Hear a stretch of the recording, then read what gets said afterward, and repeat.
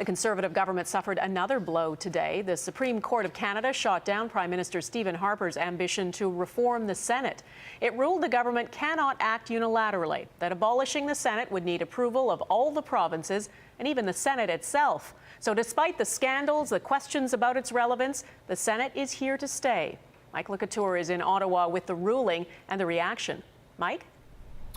Donna, if Stephen Harper was hoping the road to Senate reform would be a smooth ride, today the Supreme Court laid out a roadmap fraught with detours and political potholes.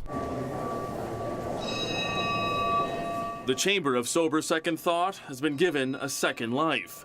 In a unanimous decision, the Supreme Court made it clear any government that wants to change the Senate must reopen the Constitution. The Prime Minister wanted to do it by simple act of Parliament, but he can't. We're essentially stuck with the status quo for the time being, and that significant reform and abolition are off the table. I think it's a decision that I'm disappointed with, but I think it's a decision that the vast majority of Canadians will be very disappointed with. The court did say change is possible, but it'll take a lot.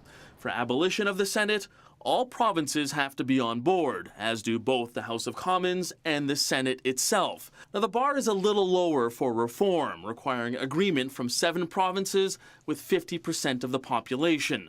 That 750 rule would be needed to impose term limits on senators or have them elected instead of appointed. It's a great decision. Opposition parties are delighted with the result, saying an elected Senate would mirror the American system. It's a good news for Canadians because to have 2 elected chambers paralyzing each other was a dumb plan. The goal has to remain abolition, but we use that goal as a way to push even harder for interim reforms in the Senate. So now provinces must be consulted, and reopening the Constitution would be like opening Pandora's box. If we've got a table talking about constitutional modification, we will bring our own interests of all Quebecers. Now, the Senate expense scandal has Canadians seeing red when it comes to the upper chamber, but some believe today's decision will actually benefit the government. It can say that it tried to pursue change in the most efficient and quick way that it could to meet Canadians' desires, and that it was basically stymied by the Supreme Court.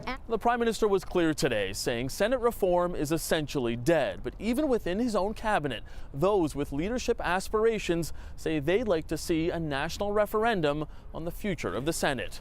Donna? Mike, thanks.